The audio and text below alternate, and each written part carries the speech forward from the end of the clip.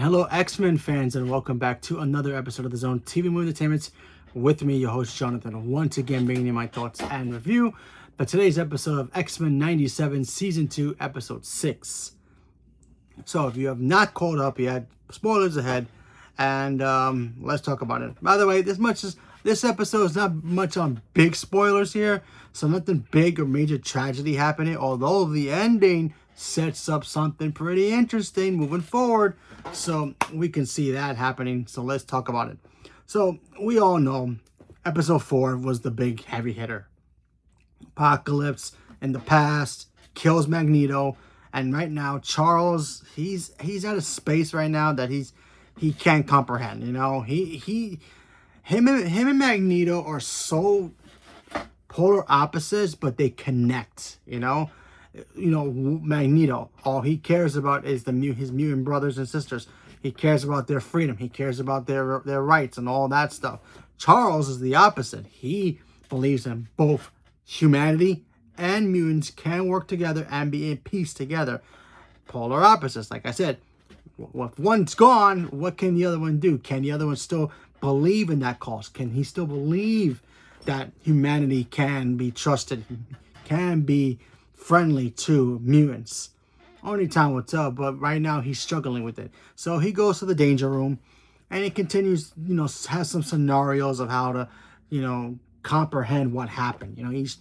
He tries so hard to comprehend what happened. He has it played over and over and over again to the point where the danger room becomes self-aware and becomes its own person. It becomes like an Ultron figure. Speaking of Ultron, this thing takes the form of like the Ultron's bride. And I forgot the character's name from the comics, but it kind of looks like that a little bit. So it's kind of inspiration. It'll wink to the camera maybe to what it looks like. So, and then it attacks the institution. While that's happening, Polaris, she's with X Factor. They're the government, mutant team that, patrols everything. Make sure everybody's following the rules. But she kind of goes a little crazy. Not evil crazy. She just kind of goes trigger happy crazy when she, they had a mission. They had to go to this cargo ship and recover some stolen weaponry. Weaponries, they may have vibranium and some other stuff as well. And she kind of takes the cargo ship, turns it upside down, releasing all the people and the cargo, and then ripping the ship in half, and then starts tossing at the victims, or at the terrorists, if you want to call it that. So, and then the government agency that she works for, they're like, yeah, you are a little too loose cannon. We gotta keep you contained. They're calling you the next Magneto, which she is Magneto's daughter. And so yeah, you're out. So she ends up leaving, which, by the way, I was shocked that they just let her leave like that when they can tell that she has that much power, which I'm surprised they didn't lock her up, nothing. It's like, even if the MCU, you sign the Sokovia Accords, and yet you do something bad, they don't lock you up for it. It's like, and what's the point of the Sokovia Accords? That part made no sense to me. But whatever. So then she ends up going where the one place she calls home. She goes to the institution. She talks to Charles, and Charles is like, hey, what are you running from? Maybe you really should understand who your father was. She doesn't believe that, Magneto was a father to her anyway. She knows, but she's like, yeah, he wasn't there for me, so why should I even care about him? Like, yeah, but if you don't understand where he comes from, you're never going to understand who you are as a person. She thinks she's all, I know who I am kind of a person, but she's kind of misguided a little bit. But Charles tries to help her while dealing with his problems as well. So him, Cyclops, Jean, and Beast, they all go to Genosha, while Polaris, Bishop, Forge, and Storm take care of the new kids. And of course, they go to the danger room, and the danger room's programming goes crazy, builds a body, and attacks the younglings, and goes after Charles as well. And then they had the big fight, and then pretty much the end of the episode. So yeah, pretty much it was an okay episode. Wasn't great. The ending was the most important, because there are two things that happens in this ending that sets up some stuff that's pretty cool. Now, the government does not declare the X-Men as like, yeah, you guys can do your thing, save the world. They don't want them to do anything. They think they need to be in checked.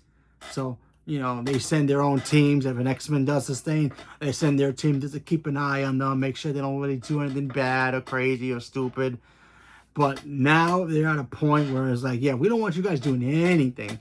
You know, they can't even supposedly do anything, help out or do anything without the government's approval, apparently. So Charles decides, you know what? The heck with you guys.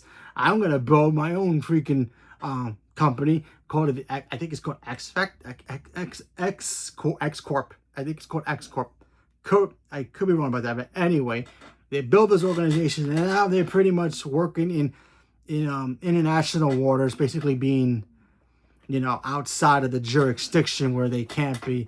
But now that's going to set up probably the more big wars that's going to be happening with the X-Men versus everybody. Because if the X-Men are going to be like the outside, you know, threat, kind of like how America and some of the countries are together and they're allies. But yes, some countries are like, nah, we don't want to be associated with them. Kind of like that. I'm trying to figure out how the way to say it. But it's like they want to be their own thing while the government in America is doing their own thing. And they're going to have to keep an eye on the X-Men now just in case they really do something stupid. So that could trigger something. That could trigger a war. Who knows? We'll see. Well, that also happens. The ending, another ending happens where we get to see Apocalypse again, which, by the way, where the heck has Apocalypse been for these past 2 episodes? Just, I guess, taking a nap.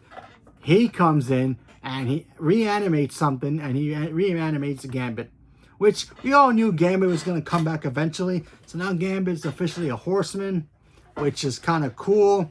So it's only a matter of time before we find out about Magneto as well. So hopefully we get to see something about that. But yeah, another filler episode. I do like seeing a Polaris though. You know, she's the daughter of Magneto, the sister of Scarlet Witch and Quicksilver. I know some comics, they don't consider Quicksilver and Scarlet Witch to be Magneto's kids anymore. I grew up with that comic where they were his kids before Polaris. So to me, they're all related. So that's how I feel.